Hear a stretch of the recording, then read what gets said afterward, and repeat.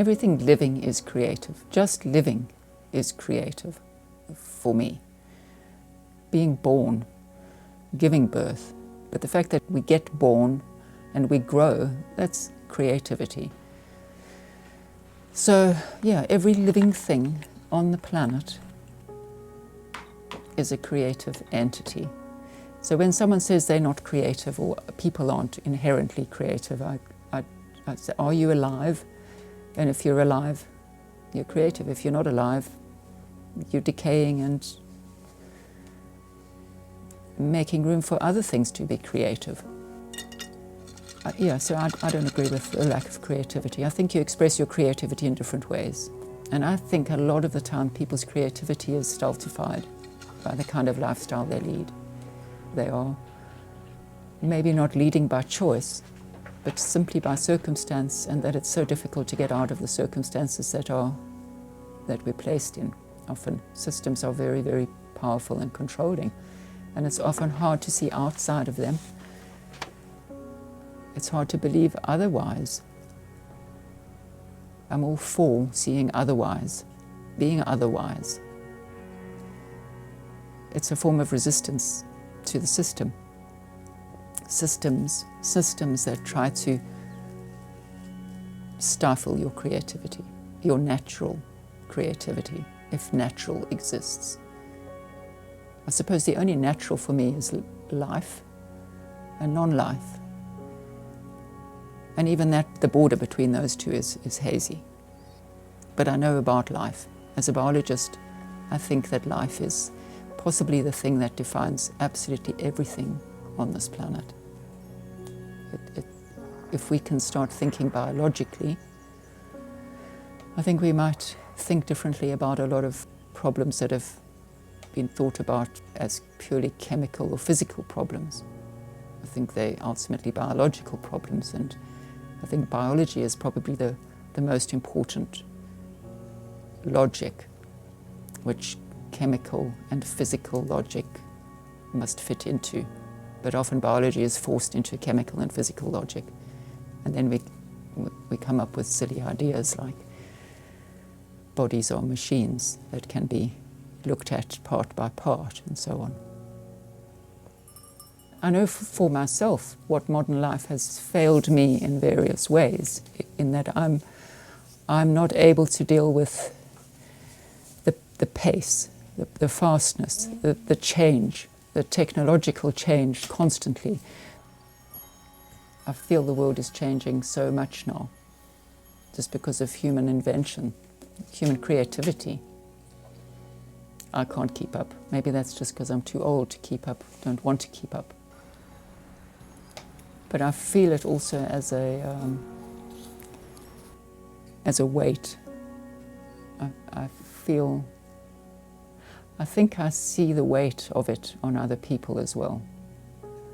When you look at human societies going right back way when, there were societies where creativity was there. People played music and they did art, and this has always been an integral parts of communities. And I think that creativity holds communities together massively. So a life without creativity, a life of a kind of work that isn't creative work, it denigrates the idea of work, which is really valuable, I think, for people to feel they're doing something that contributes to the broader community. And that's usually creative work, or even if it's repetitive, it's a form of expertise or skill that person can take pride in. When all that's taken away, when it's just about efficiency and productivity and speed, then I think life can become really, really empty. And I suppose then we fill it with shopping and buying things that other people's creations that we can look at. Why do people buy art? It's an interesting question to me. Why don't they just make their own art? And I suppose that looking at other people's art opens different ways of seeing the world. Reading other people's books opens different ways of seeing. And opening different ways of seeing. I think this is the value of creativity. It takes us into different spaces. Our own creativity and observing and engaging with the creativity of others opens new spaces for us to engage with. And that feels good. It makes us feel alive. And when that's shut down, we feel dead. And I suppose the most important thing for me then is how to keep feeling alive. Not just staying alive, not just surviving, but how to feel alive. And I think that's where creativity comes in. And the idea of life being creative is about emergence. So I've spent a lot of time thinking extremely deeply about emergence in my philosophical work and as a biologist. And the idea that something can emerge into a space that's bigger than it was in before, that the parts of a thing do not add up to the sum of the parts, but to more than that, that is fundamentally creative. We've created something that wasn't there before. And I think this is the logic that I like to follow. It's the logic that I feel makes the most sense. If I'm guided by anything in my uncertainty and uncertain decision makings, it's about emergence, and we do not know what the space will be that we emerge into. That's one of the characteristics of emergence. So yeah, the uncertainty of emergence, I think, is a theme that I probably return to. I think synergy is important because you can't just throw a whole lot of marbles into a thing and something's going to emerge out of that. There's got to be synergy.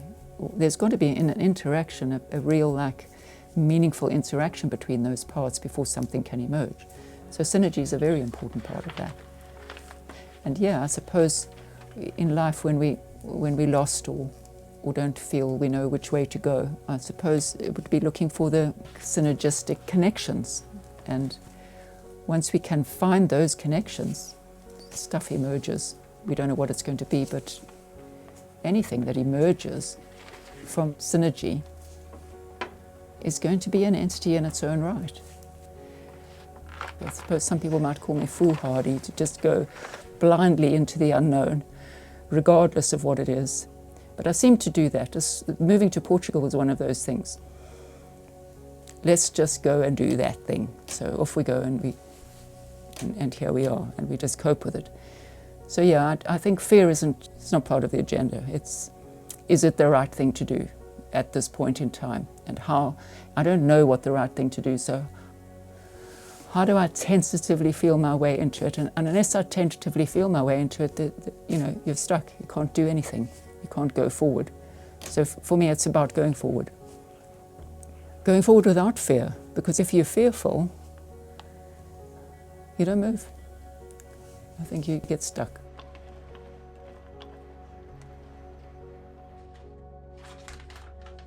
We are also taught that what's not normal is not good. So normal these days seems to equate with natural, rather than just the majority. To be normal is to be like the majority of other people. And that's not necessarily good. And it's certainly not natural. Normal is a statistical feature. It's not a feature of organic life. I try to unsettle the idea of normal in my own living, in my practice. If I start to get too comfortable with something, actually I also feel uncomfortable with that. When I start to feel too comfortable, it's generally time to shake things up a bit. And I suppose that's also what's happened in my life.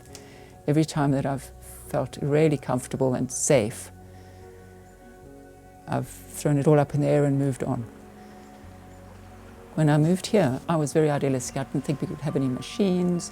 I wasn't interested in having a hot and cold shower or anything, any of the normal comforts. I didn't want to install a bathroom. And when we ended up working on the land and realizing actually we do need some machinery, we can't just do it all by hand. The job was too big. So some of that idealism and not wanting to engage with things that make your life more comfortable it's unrealistic. So in the end, we have put a considerable amount of comfort here. So where you draw the line between comfort and non-comfort is also, it's hazy. Do you think a certain degree of idealism is important in certain circumstances? I suppose so, because you have to have the courage of your convictions, and I don't think you can have that courage unless you've got that level of conviction, and which is, I suppose, a kind of idealism. You believe in that and you want to go ahead and do that. There's also a danger in that you can go in directions that are really bad for you and bad for other people. So I suppose that idealism is one aspect of it, and the other aspect is to think about it, deeply, and to think about all the consequences of your actions. And you won't ever know what all the consequences are, but you can at least contemplate them and perhaps put some scenarios in place and try to maximize the not doing harm. The modern cultural paradigm is one of efficiency and people fitting a mold and working together to accomplish a goal that someone else has decided for them. And that's a mechanical way of viewing it. And I don't think it has anything to do with synergy. I think it's got more to do with death, actually. It feels like it for me. I think it crushes life, it crushes creativity, and therefore crushes life. And what would raise life, if that would be the appropriate antonym to crushing life? I don't think you can raise life. I think you just have to stop crushing life. And life does its own thing. Just have to stop with the mechanistic crushing, the fitting into predefined roles and categories and futures, and open possibilities for life to flourish. That's also problematic in that different people have different views of what flourishing life means. Some people think that for life to flourish, we have to be really efficient. But I suppose you can just say, how do you feel when you're really efficient? Does it give you joy? Or do you just feel you've ticked these boxes and, phew, now I can relax and watch television or do something that I really want to do because I've achieved all that. I can now do something that gives me joy. Art is not very efficient at all, So, yeah, I think the things that are really life-giving and joy-giving are probably not efficiency-orientated, not box-orientated, not category-orientated, not rule-based. Maybe. And for you, what would they be based on?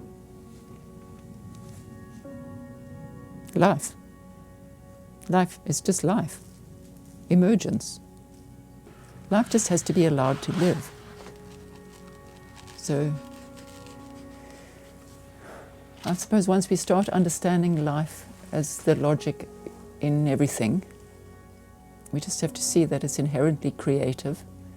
It's bursting with possibility. And,